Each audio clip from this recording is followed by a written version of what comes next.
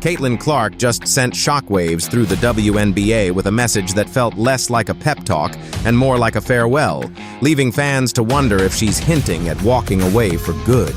From the moment she stepped onto the court as a rookie, Clark wasn't just another player. She was an earthquake, shattering records with deep threes, dazzling passes, and carrying the Indiana fever into the national spotlight. Overnight, arenas sold out, tickets vanished before tip-off, and her jersey outsold veterans, drawing even casual fans to tune in just to see what she'd do next. By the end of her first season, she wasn't just Rookie of the Year, she was Rookie of the Decade, dominating highlights, rewriting record books, and even snagging an ESPY for Best WNBA Player, instantly becoming the face of a league desperate for new life. But the weight of being the future comes with shadows, and whispers of pressure and burnout began creeping in as her rise suddenly looked uncertain. Yet instead of fading, Clark returned in the offseason stronger, sharper, and scarier than ever, with viral clips showing her transformed frame, broader shoulders, tougher build, and a presence that had commentators saying, "Nobody's pushing her around anymore." This wasn't just a glow-up. It was a full evolution. A warning shot to the league that Caitlin Clark didn't come to survive. She came to dominate. McBride hit Lexi Hull with an elbow. Foul on Lexi Hull. Hits Lexi Hull with an elbow, foul on Lexi Hull. I don't understand. It wasn't just Caitlin Clark's body that transformed. Her game evolved into something surgical, marked by ruthless efficiency, sharper footwork, a lightning-quick release, and next-level reads on defenses, as if she were rewriting the rule book on how to dominate the league.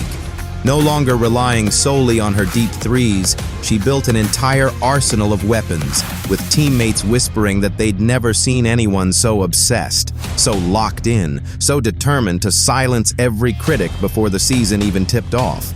Fans couldn't get enough. Her viral workouts flooded social feeds, headlines screamed about the WNBA's off-season shock. And suddenly Clark wasn't just the league's star rookie, but its new powerhouse. A one-woman brand turning fever games into must-see events. Year 2 was supposed to be the year, the season where all the hype translated into playoff wins and a run that could shake the entire league. But while Clark was sculpting herself into an unstoppable force, other forces were quietly stacking against her. Just when it looked like her takeover was inevitable, the WNBA delivered its harshest lesson. Nothing here comes easy. And for Clark, that truth hit hard as her second year opened with setbacks. From strange bench stints to long stretches on the sidelines when everything was on the line. We're going to look at it. So foul there on Indiana. On hold there, but then that is a technical. That is a technical. Dead ball, contact technical. It's a little surprising to see so many of these happen in one game because... Oh, and I don't like the way... Fans erupted online with one burning question. Why was the league's most marketable star glued to the bench in crucial moments? Then came the setbacks. First, a nagging groin strain that pulled her from marquee matchups, then a string of brutal fouls that left her writhing on the hardwood, fueling whispers that refs were failing to protect the WNBA's brightest star. The timing couldn't have been worse. Clark, the golden ticket of the league, was suddenly under a magnifying glass where every stumble became a headline. Commentators hammered the issue nightly, pointing out how she was treated like target practice. Shoves, elbows, cheap shots, and whistles swallowed in silence. While viral clips of her being thrown around ignited debate over whether the league was sacrificing its superstar for toughness points, or if something bigger was unfolding behind the scenes.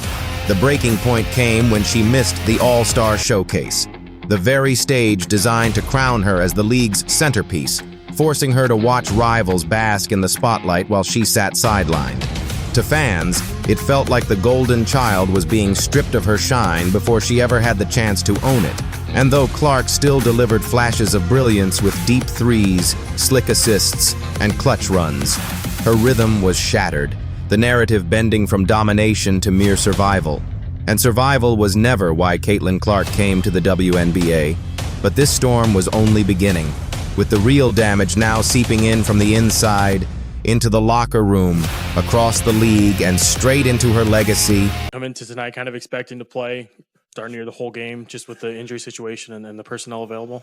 Damn, you played 37 minutes. I mean, you played a lot too, Kels. What did you play? 35. I mean, yeah, we're down people, so gotta suck it up, play a little tired a few minutes, and take in those timeouts as best we can. But yeah, I mean, we're down people, so everyone's... The same spotlight that turned Caitlin Clark into a national icon also painted a massive target on her back. And it wasn't just rivals aiming at her. Reports leaked of growing tension inside her own locker room, with whispers that some veterans resented the cameras following Clark, while their years of grind faded into the background. For them, her rise wasn't inspiring. It was suffocating, and the rivalries only poured fuel on the fire. None bigger than the clash with Angel Reese, where every foul, stare down, and collision became a headline. The media cashed in, fans obsessed. But behind the curtain, it boxed Clark in as the outsider, forced to battle not just opponents, but the culture of the league itself. Fans accused the WNBA of protecting its old guard while letting its golden ticket take hit after hit, from bruising fouls to humiliating moments on national TV. And it wasn't just Reese. Other players, tired of the non-stop Clark coverage, ramped up their aggression whenever she touched the ball, with bone-rattling screens, elbows to the ribs, and endless trash talk, all met with swallowed whistles. Publicly, Clark smiled and kept her composure, but insiders whispered that the relentless pressure was eating away at her piece by piece. The breaking point came when fans exploded over officiating, blasting referees for negligence and accusing the league of flat-out targeting its own star. Every missed call felt like betrayal, proof that the WNBA was willing to let its brightest attraction be punished for being too good, too fast, too soon. Suddenly, her story no longer looked like a hero's coronation. It looked like a star being torn down. And with tensions boiling inside the Fever's locker room, fans began asking the question nobody wanted to say out loud. If Caitlin Clark wasn't truly welcome here, how long before she walks away? This video captured by Chloe Peterson at Shoot Around. You can see Caitlin doing some work right there, just, warm-up work, back and forth on the court, but nonetheless on a basketball court. It's been a long time since we've seen Caitlin Clark on a basketball court, certainly a long time since we've seen Caitlin Clark play basketball. Then there was a little bit more footage here, and you see Caitlin involved on the floor yet again, even handling the ball, working with her teammates. I mean, that's an important sign there to see her working. And then came the message, the one fans still can't stop dissecting like a hidden clue to Caitlin Clark's future. In the middle of chaos, injuries, rising tensions, and officiating scandals, she dropped just 4 words to Sophie Cunningham after her season-ending injury: "Love you always." On the surface, it seemed harmless, even sweet, the kind of note any teammate might send. But fans didn't buy it. To them, it felt loaded, less like comfort and more like a farewell, maybe even a warning that Clark herself was ready to walk away. The timing made it explosive.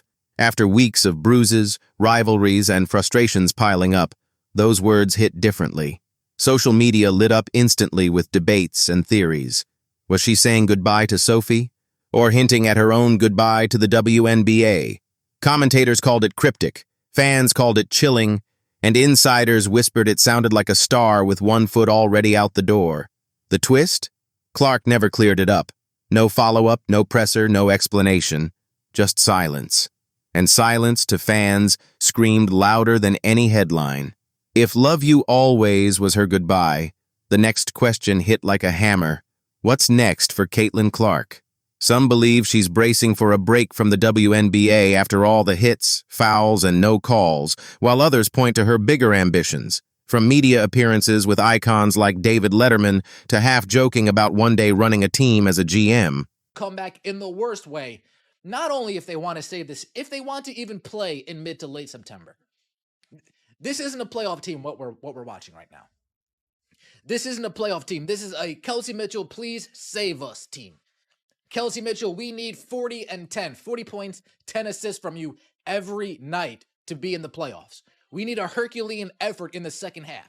We need Lexi Hull catching fire late in the fourth quarter and in overtime for this team to continue to. Or kids, an endeavor many believe could become her true legacy, stretching far beyond basketball. Combine that with her record-breaking impact, TV ratings soaring, jerseys selling out, sponsorships piling in, and one thing is undeniable. Caitlin Clark doesn't need the WNBA to stay relevant.